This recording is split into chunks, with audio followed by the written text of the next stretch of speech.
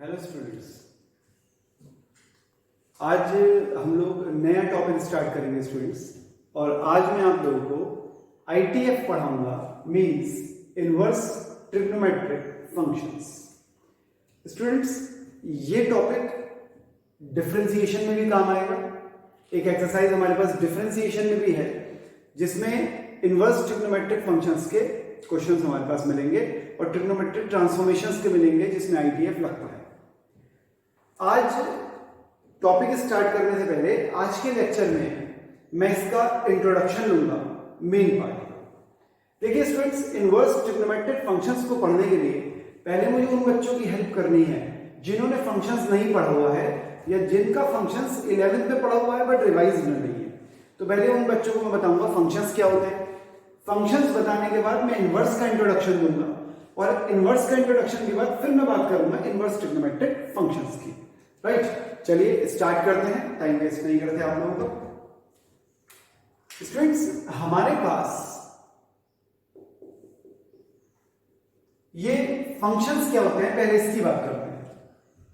Function एक mechanism है।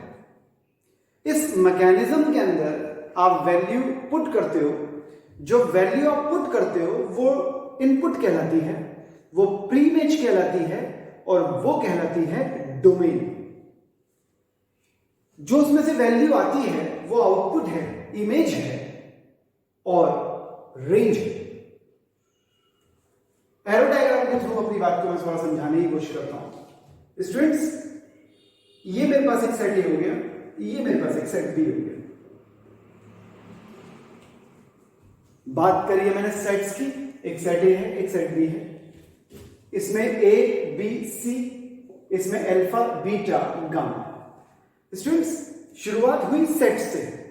Sets का मतलब हो गया well defined collection of an objects.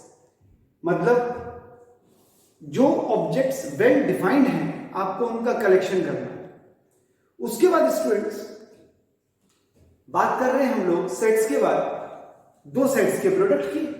जब आप दो सेट्स के प्रोडक्ट की बात करेंगे तो वो कहलाएगा Cartesian product of two sets.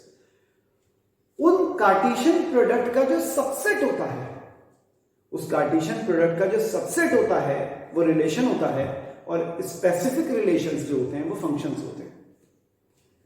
Function क्या होता है मैं बता चुका, एक प्रकार का मैकेनिज्म है जिसमें आप वैल्यू पुट करके अपना आंसर निकालते हो।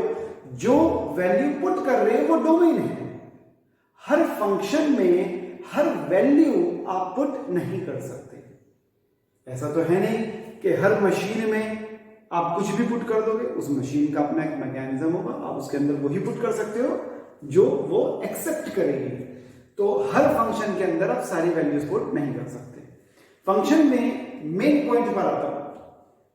स्टूडेंट्स, जो पुट कर रहे हैं वो डोमेन्स हैं और इनकी वजह से जो आंसर्स आ रहे हैं वो रेंज है। जैसे ए का आंसर बीटा आ गया, बी का आंसर अल्फा आ गया, सी का आंसर गामा आ गया। ए beta, be alpha, C gamma, ये आपके पास आ गया। आपने इन वैल्यूज को बोल दिया डोमेन। ये हो गया स्टूडेंट्स कोडोमेन। और आपको पता है ये जो आंसर्स आए हैं ये रेंज है। Function f for function such that A to B, A into B. A इसका डोमेन है, बी इसका कोडोमेन है। रेंज हमेशा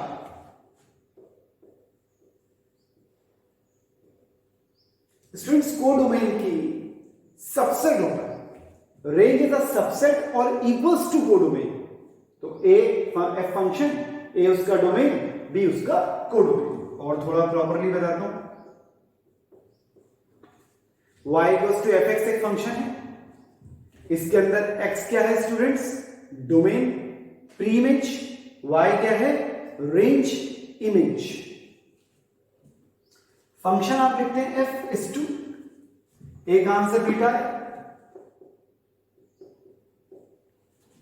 बी का आंसर अल्फा है और स्टूडेंट सी का आंसर क्या है, गामा।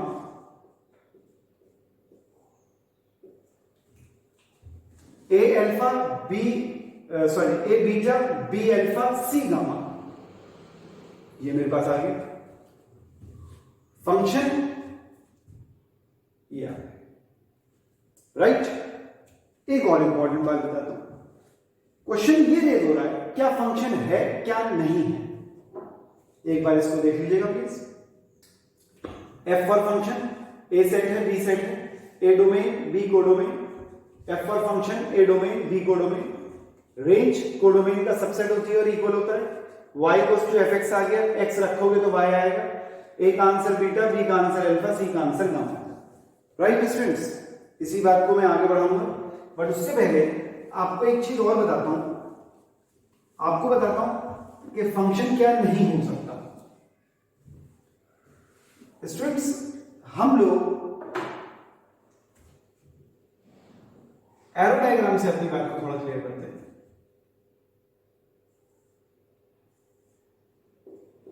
ये ए साइड है बी साइड है, इसमें मैंने आपके लिए बनाया एक प्री इमेज की दो इमेजेस हैं। स्टूडेंट्स, फंक्शन के अंदर एक प्री इमेज की कभी दो इमेजेस नहीं आ सकती। अगर कभी भी फंक्शन के अंदर एक प्री इमेज की दो इमेजेस आ रही हैं तो इसका मतलब वो फंक्शन नहीं है। It is not a function, not a function. Function में कभी ऐसा नहीं होता कि आप एक वैल्यू पुट करें और एक वैल्यू पुट करके आपके पास दो आंसर्स आ जाए। एक बात,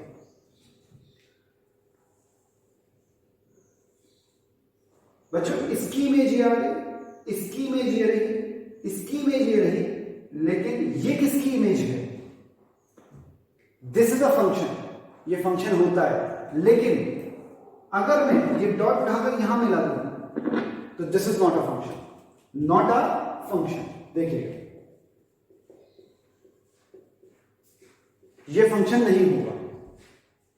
मैं आपको एक बात और क्लियर करता हूं अपनी। स्टूडेंट्स, हम लोग बात कर रहे हैं इनवर्स ट्रिग्नोमेट्रिक फंक्शंस की, और इनवर्स ट्रिग्नोमेट्रिक फंक्शंस के अंदर मैं आपको पढ़ा रहा हूं सबसे पहले फंक्शन का इंट्रो दे रहा हूं। स्टूडेंट्स, क्या फंक्शन नहीं होगा इसको समझना जरूरी है। एक प्री इमेज की अगर दो इमेजेस हैं तो फंक्शन नहीं है। एक प्री इमेज की अगर दो इमेजेस हैं तो फंक्शन नहीं है। अगर कोई प्री इमेज ऐसी है जिसकी इमेज नहीं बन रही तो फंक्शन नहीं है। अगर मैं सिंपल भाषा में बात करूं तो डोमेन में कोई ऐसा एलिमेंट नहीं होना चाहिए, डोमेन में कोई ऐसा एलिमेंट नहीं होना चाहिए जिसकी इमेज ना बन सके। अगर डोमेन में कोई ऐसा एलिमेंट जिसकी इमेज नहीं बन रही है तो वो फंक्शन नहीं होगा। एक पॉइंट। कई बार बच्चे कंफ्यूज हो जाते हैं फंक्शन और क्या नहीं हो सकता, बट मैं उससे पहले आपको एक दो बातें और बताता हूं। जैसे बहुत सारे स्टूडेंट्स को इस पॉइंट पे भी दिक्कत आती है, बच्चों ये फंक्शन है, ये फंक्शन होगा, और बताता हूं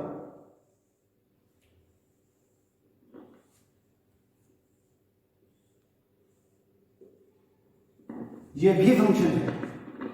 इसकी इमेज ये रही, इसकी इमेज ये रही, इसकी इमेज ये रही, इसकी इमेज इसकी कोई प्री इमेज नहीं है, बट ये फंक्शन होगा क्योंकि ये कोडोमेन में आ गया। और इसके अंदर codomain is not equals to range, codomain range के बराबर नहीं है। तो मैं आप लोगों को एक बात बताने की कोशिश कर रहा हूं शुरुआत से। देखो बड़ा सिंपल है, मुझे आईटीएफ पढ़ाना है, आईटीएफ पढ़ाने के लिए मुझे सबसे पहले फंक्शंस क्लियर करना पड़ेगा। फंक्शन क्लियर करने के लिए मैंने आपको बताया फंक्शन एक मैकेनिज्म है, इसके अंदर जो वैल्यू तुम पुट करते हो वो डोमेन होती है, जो आंसर निकल के आता है वो रेंज होता है, जिसमें से आता है वो कोडोमेन होता है। फंक्शन क्या नहीं हो सकता इसको समझ लो। एक प्री इमेज की अगर दो इमेजेस बन रही है तो फंक्शन नहीं है। डोमेन में अगर कोई ऐसी वैल्यू मौजूद है जिसकी इमेज नहीं बन रही तो वो भी फंक्शन नहीं है। ये बात आपको समझ के चलनी है। मैं आपको फंक्शन चेक करने का एक ग्राफिकल मेथड है वो भी बता देता हूं, जिससे आपका कंसेप्ट फंक्शन का क्लियर हो जाए, फिर मैं आगे लेकर चलता हूं इनवर्स क्या होता है। राइट, तो हम लोग स्टूडेंट्स और थोड़ा सा आगे बढ़ाते हैं अपने टॉपिक को। अभी मैं बात कर रहा हूं स्टूडेंट्स फंक्शंस की, तो फंक्शंस में ग्राफिकली बात करते हैं। ग्राफ से अगर मैं बात करूंगा तो स्टूडेंट्स में कुछ ग्राफ प्लॉट कर रहा हूं। जैसे ये एक मैंने ग्राफ बनाया आपके लिए, राइट। एक ग्राफ मैं आप लोगों के लिए बनाऊंगा और एक ग्राफ मैं आप लोगों के लिए और बनाऊंगा। ये 3 ग्राफ मैंने आप लोगों के लिए प्लॉट करे। स्टूडेंट्स अब इसमें समझिएगा मेरी बात। You draw a line parallel to Y axis. आप क्या करें, आप वाई एक्सिस के पैरेलल एक लाइन खींचें, वाई एक्सिस के समांतर एक लाइन खींचें। जब आप वाई एक्सिस के पैरेलल एक लाइन खींचेंगे और वो कर्व को, मतलब जो आपने प्लॉट करा है कर्व को, अगर वो उसको एक पॉइंट पर काटे, intersect only at one point, तब वो फंक्शन है। और वो अगर एक से ज्यादा पॉइंट पे काटे तो वो फंक्शन नहीं है। जैसे आपके पास ये लिखा हुआ है, ये मैंने e की पावर x का ग्राफ बनाया। आप एक लाइन ड्रॉ करो इस e की पावर x के ग्राफ में, इसके डोमेन में। तो आप क्या करेंगे, लाइन किस पे ड्रॉ करेंगे, पैरेलल टू y एक्सिस। जब आप पैरेलल टू y एक्सिस कोई लाइन ड्रॉ करोगे और वो कर्व को सिर्फ एक ही पॉइंट पर काटती है तो ये फंक्शन है, और एक से ज्यादा पॉइंट पे काट देगी तो फंक्शन नहीं है। कौन सी, वो जो लाइन आपने एक लाइन खींची है। ऐसा नहीं कहेंगे बहुत सारे स्टूडेंट्स कि सर ये आपने इतने सारे पॉइंट पे काट दिया तो ये फंक्शन नहीं है। मैं बात कर रहा हूं सिंगल लाइन की। ये जो लाइन है, अगर ये आपने y एक्सिस के पैरेलल खींची और इसने इसको एक पॉइंट पे कट करा, तो दिस इज अ फंक्शन, ये फंक्शन होगा। ये फंक्शन नहीं होगा क्योंकि इसने, इस लाइन ने इस सर्कल को दो जगह पर काटा, तो this is not a function. इसकी बात करते हैं, साइन एक्स का ग्राफ प्लॉट करा है आपके लिए मैंने, ये कितनी जगह काट रहा है, एक पॉइंट पे, तो दिस इज अ फंक्शन। तो क्या समझ में आया, समझ में आया कि अगर हम कोई लाइन ड्रॉ करते हैं पैरेलल टू वाई एक्सिस और वो लाइन अगर एक पॉइंट पे कट करेगी तो फंक्शन है, एक पॉइंट पे कट करेगी तो फंक्शन, एक पॉइंट से ज्यादा कट करेगी तो फंक्शन नहीं है। मतलब line parallel to y axis cuts only at one point in its domain, means draw a line parallel to y axis cut only at one point in its domain, तो function होगा।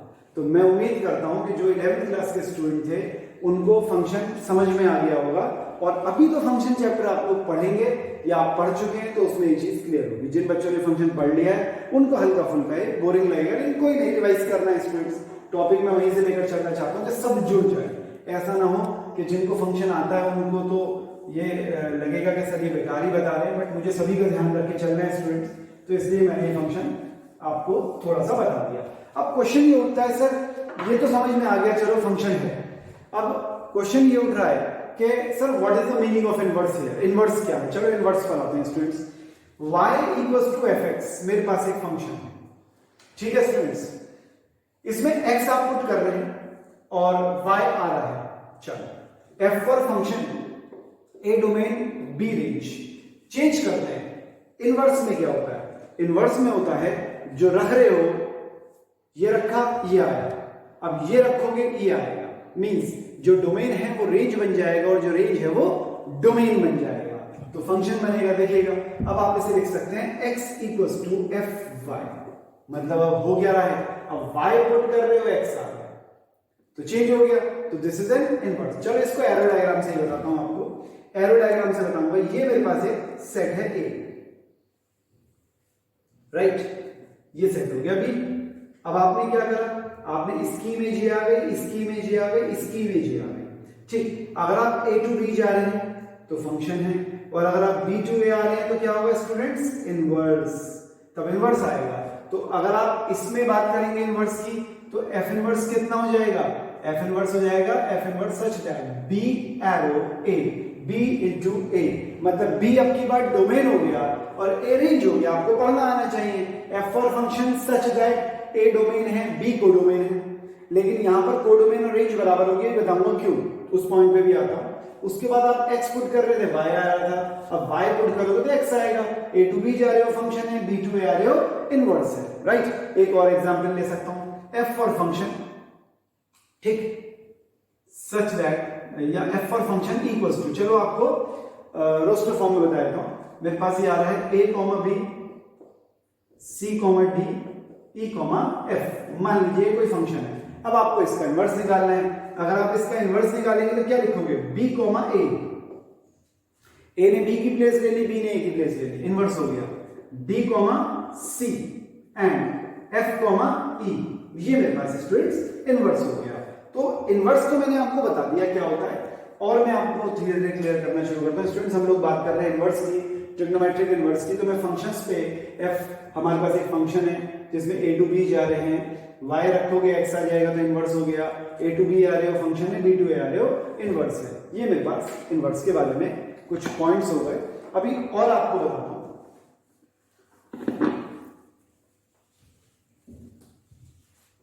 Functions तो students हम लोगों ने पढ़ा नहीं, तो आपको टाइप्स ऑफ फंक्शन के बारे में बताना पड़ेगा। जिस भी फंक्शन का आप इनवर्स निकालते हैं उसके लिए एक नेसेसरी कंडीशन होती है 1 1 ऑन 2। देखिए जो फंक्शन 1 1 होगा एंड ऑन 2 होगा वही फंक्शन इन्वर्टेबल होगा। इन्वर्टेबल का मतलब वो स्टूडेंट्स जिसका आप इनवर्स निकाल सकते हैं। अगर आपके पास कोई फंक्शन है और वो फंक्शन है 1 1 और साथ में वो फंक्शन है ऑन 2, तो वो फंक्शन इन्वर्टेबल होगा। इसको मिलाकर बोलते हैं स्टूडेंट्स बायजेक्टिव। क्या बोलते हैं? बायजेक्टिव। अगर कोई फंक्शन बायजेक्टिव है तो वो इन्वर्टेबल है, कोई फंक्शन बायजेक्टिव है तो इसका मतलब वो 1 1 ऑन 2 है। अब सर क्वेश्चन ये उठता है कि ये 1 1 ऑन 2 क्या है, क्योंकि जिन स्टूडेंट्स ने फंक्शन नहीं पढ़ा, मैं बार बार बोल रहा हूं उनको 1 1 ऑन 2 नहीं पता होगा, तो मैं उनको एक एरो डायग्राम का इंट्रोडक्शन देता हूं, बाकी जब वो फंक्शन पढ़ेंगे तो उनको समझ में आ जाएगा ये प्रॉपरली क्या है। तो मैं आपको 1 1 ऑन 2 का एक इंट्रो देता हूं। देखो ऐसा है, एरो डायग्राम से बताऊंगा, ज्यादा टाइम वेस्ट नहीं करूंगा आपका। आपके लिए मैं 2-3 एरो डायग्राम्स बनाता हूं, उससे आपको क्लियर कर दूंगा।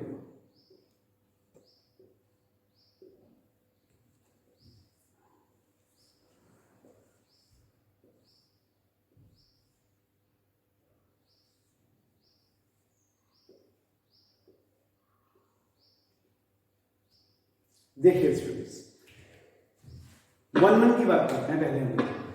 1 1 फंक्शन क्या होता है स्टूडेंट्स? 1 1 फंक्शन को कहा जाता है इंजेक्टिव। इंजेक्टिव फंक्शंस वो होते हैं जिसमें 1 to 1 means different preimages having different images, मतलब अलग अलग प्रीइमेजेस की अलग अलग इमेज बनेगी। दो प्रीइमेज की एक इमेज नहीं बन सकती, दो प्रीइमेज की एक इमेज नहीं बन सकती, राइट? और एक प्रीइमेज की अगर दो इमेजेस बन रही है तो वो तो फंक्शन ही नहीं है। एक प्रीइमेज की अगर दो इमेजेस बन रही है तो फंक्शन नहीं है। तो यहां पर मैंने आपको क्या बताया? मैंने बताया 1 1, नाम से ही मतलब समझो 1 to 1। अब मैं क्या कर रहा हूं? मैं मैनी स्टूडेंट्स को पढ़ा रहा हूं, मैं अकेला, तो मैं तो एक हो गया, आप लोग बहुत सारे हो गए, तो इसका मतलब क्या हो गया? मैनी 1। अगर मैं आप में से सिर्फ एक को ही पढ़ाऊंगा तो हम 1 to 1 हो जाएंगे, 1 to 1 1 1, राइट? होता क्या है स्टूडेंट्स? 1 1 में डिस्टिंक्ट प्रीइमेजेस हैविंग डिस्टिंक्ट इमेजेस। देखिएगा, इसकी प्रीइमेज ये प्रीइमेज है, इसकी इमेज ये बन रही है, ये प्रीइमेज है, इसकी इमेज ये रही, ये प्रीइमेज है, इसकी इमेज ये रही, सबकी अलग अलग प्रीइमेज है, तो ये कहलाएगा स्टूडेंट्स 1 1। अब देखिएगा, मैनी प्रीइमेजेस हैविंग सेम इमेज, बहुत सारी प्रीइमेजेस की एक ही इमेज बन रही है। अगर बहुत सारी प्रीइमेजेस की एक ही इमेज बन रही है तो ऐसे फंक्शंस कहलाते हैं मैनी 1। क्या कहलाते हैं? मैनी 1। जो फंक्शन 1 1 नहीं है वो मैनी 1 है, जो मैनी 1 नहीं है वो 1 1 है। ये दोनों कभी एक साथ नहीं हो सकते।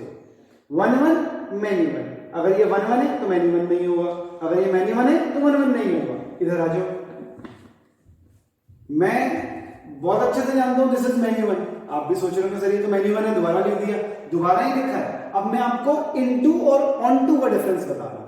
अब मैं आपको इनटू और ऑन टू का डिफरेंस बताऊंगा। देखिए कैसे, जो सेट बी है आपका, जो कोडोमेन्स है, अगर उसके अंदर एक भी इमेज ऐसी है जिसकी प्रीइमेज नहीं है, जिसकी प्रीइमेज नहीं है, तो वो कहलाएगा इनटू।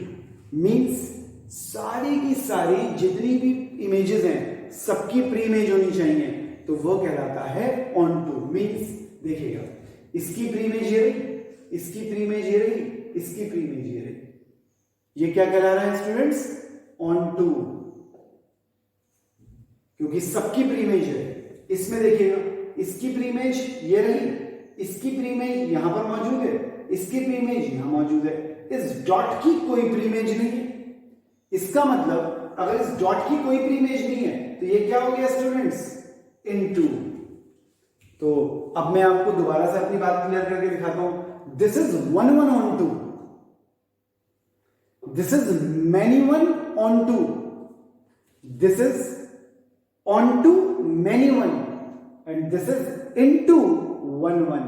देखिएगा 1 1 है और साथ में एक्स्ट्रा है on to भी, मींस 1 1 के साथ on to भी हो सकता है, 1 1 के साथ into भी हो सकता है, many 1 के साथ on to भी हो सकता है, many 1 के साथ into भी हो सकता है, लेकिन कभी on to और into एक साथ नहीं होगा, कभी many 1 और 1 1 एक साथ नहीं होगा। मुझे उम्मीद है मेरी बात क्लियर हो गई। चलो एक बात और बताता हूं, इसमें देखिएगा अब क्या फर्क नजर आया आपको। अब आप बोलोगे इसे into many 1, मतलब many 1 into, राइट। तो हमने क्या सीखा स्टूडेंट्स, हमने सीखा कि सर, मैं अपनी बात को नटशेल में एक बार और क्लियर करता हूं, बाकी फंक्शन में आएगा ही। Distinct preimages having distinct images 1 1, बहुत सारी प्री इमेज की, मतलब 2 या 2 से ज्यादा प्री इमेज की अगर एक ही इमेज बन जाए तो many 1 हो गया। सेट बी के अंदर अगर एक भी एलिमेंट एक्स्ट्रा है जिसकी इमेज प्री इमेज नहीं बन रही, मतलब एक भी एक्स्ट्रा एलिमेंट है जिसकी प्री इमेज नहीं बन रही, तो इसका मतलब वो क्या हो जाएगा स्टूडेंट्स, वो हो जाएगा इनटू। और अगर आपका ऑन टू फंक्शन है तो उसके अंदर कोडोमेन और रेंज बराबर, जैसे ये है तो इसके अंदर कोडोमेन और रेंज बराबर होगी। ऑन टू में कोडोमेन और रेंज बराबर होगी। मुझे उम्मीद है ये जो ऊपर लिखा हुआ है आपको दिख रहा होगा, तो कोडोमेन और रेंज जो है वो आपको सेम आएगी, तो ऑन टू फंक्शन हो जाएगा। तो अब अपनी काम की बात पर लौट के आते हैं स्टूडेंट्स। मैं आपसे बोल रहा था आप किस फंक्शन का इनवर्स निकाल सकते हैं, उस फंक्शन का निकाल सकते हैं जो बाइजेक्टिव है। एक बच्चे ने मुझसे पूछ लिया कि सर बाइजेक्टिव का ही क्यों इनवर्स निकालना है, और किसी फंक्शन का हम इनवर्स क्यों नहीं निकाल सकते। मतलब अगर कोई फंक्शन 1 1, अगर कोई भी फंक्शन 1 1 ऑन टू नहीं है तो उसका आप इनवर्स क्यों नहीं, कैसे निकालेंगे। चलो मैं एक बार आपको बता देता हूं। मैंने यहीं पर चलिए इस कंडीशन को हम नहीं मानते हैं, हम many 1 ले लेते हैं। देखिए ये स्टूडेंट्स, ये ए सेट है, ये बी सेट है, और आप इसको many 1 रखिए। ये देखिए स्टूडेंट्स, मैंने many 1 बना दिया इसको। अब मैं आपसे जानना चाहता हूं, अब आप मुझसे ये पूछ रहे हैं सर अगर ये many 1 है तो क्यों इसका इनवर्स नहीं निकल सकता। देखिए बच्चों, अगर आप a to b आओगे तो फंक्शन है, a to b आओगे तो क्या हो जाएगा स्टूडेंट्स, फंक्शन। लेकिन अगर आप b to a आओगे तो क्या होगा, इनवर्स। लेकिन जब आप b to a आएंगे तब आप एक चीज नोट कर रहे हैं, इस प्री इमेज के इतनी सारी इमेजेस बन गई। इस प्री इमेज की कितनी इमेजेस बन गई, ये सब इस प्री इमेज की इमेजेस बन गई। दिस मींस ये फंक्शन जो है ये many 1 है और ये फंक्शन ही नहीं रहा, इसलिए इसमें इनवर्स नहीं निकल सकता। चलो एक काम करते हैं,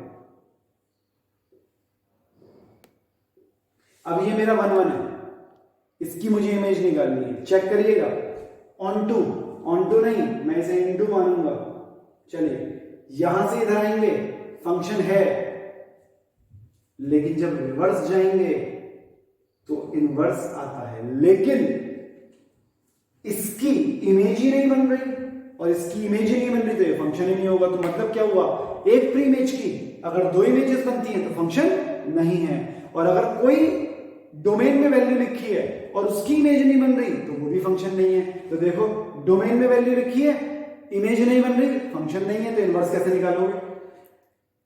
एक प्री इमेज की मैनी इमेजेस है, ये भी फंक्शन नहीं है, तो इनवर्स कैसे निकालोगे। इसलिए जिस भी क्वेश्चन का आपको इनवर्स निकालना है उसका many 1 और उसका 1 1 और ऑन टू होना जरूरी है, मींस उसका बाइजेक्टिव होना जरूरी है। एक इंपॉर्टेंट बात, राइट स्टूडेंट्स।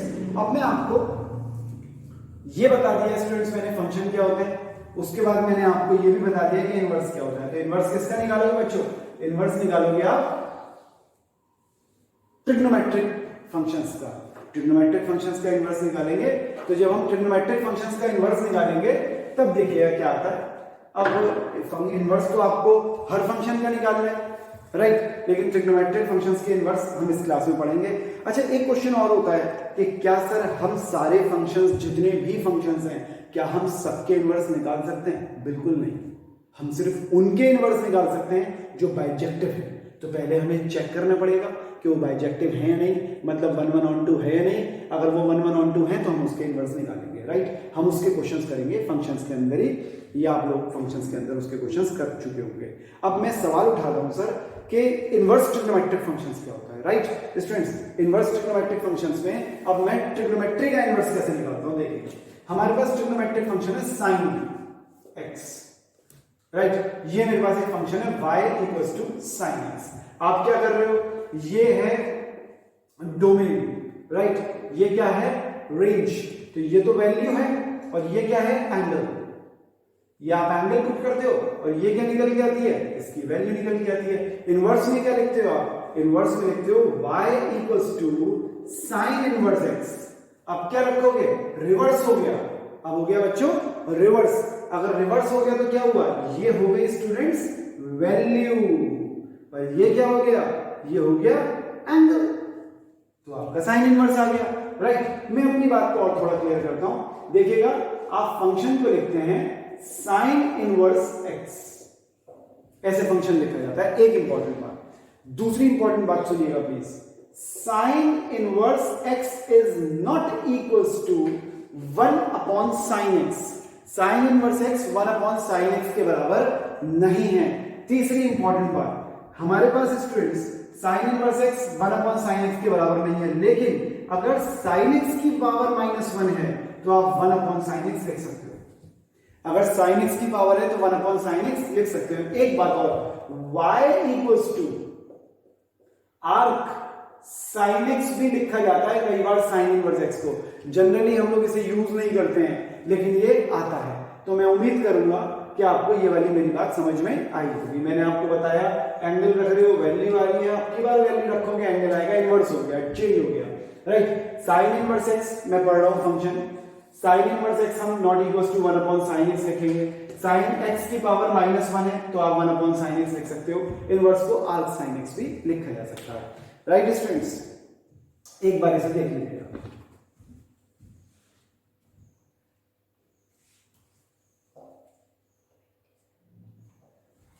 ठीक है स्टूडेंट्स, तो हम इसको इतना पढ़ लेते हैं, और मैं आपको एक बहुत छोटी सी बात बताता हूं, और नेक्स्ट क्लास में मैं आपको इसके डोमेन, रेंज और बाकी सारी चीजें बताता हूं। लेकिन मैं एक अपनी ही बात को क्लियरली रखता हूं। इनवर्स ट्रिग्नोमेट्री पढ़ रहे हैं, साइन इनवर्स x। आप इनवर्स किसका निकालते हो स्टूडेंट्स, आप इनवर्स निकालते हो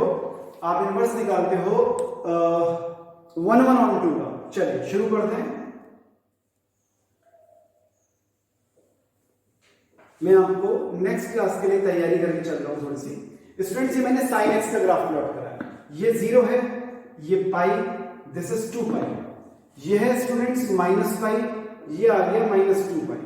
ठीक है स्टूडेंट्स, अब एक चीज समझने की है, हम सब जानते हैं साइन एक्स की वैल्यू 0 है अगर x इक्वल्स टू n पाई है। तो देखिएगा 0 पर 0, पाई पर 0, 2 पाई पर 0, माइनस पाई पर 0, -2 पाई पर 0।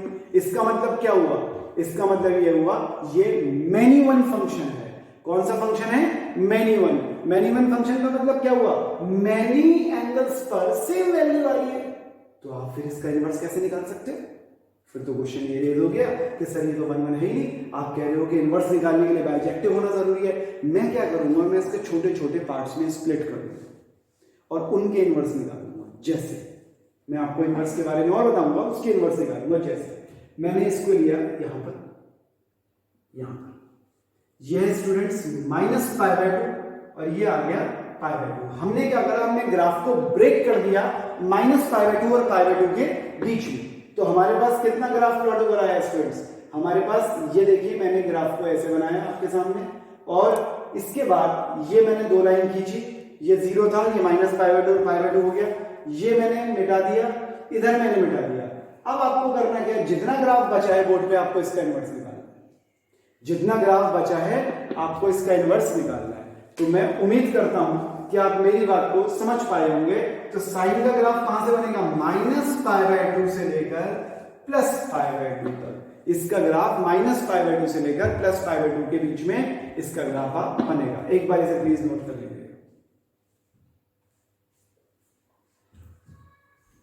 ठीक है स्टूडेंट्स, तो मैंने आपको बताया कि इस तरीके से मैं इसे ब्रेक कर सकता हूं, राइट।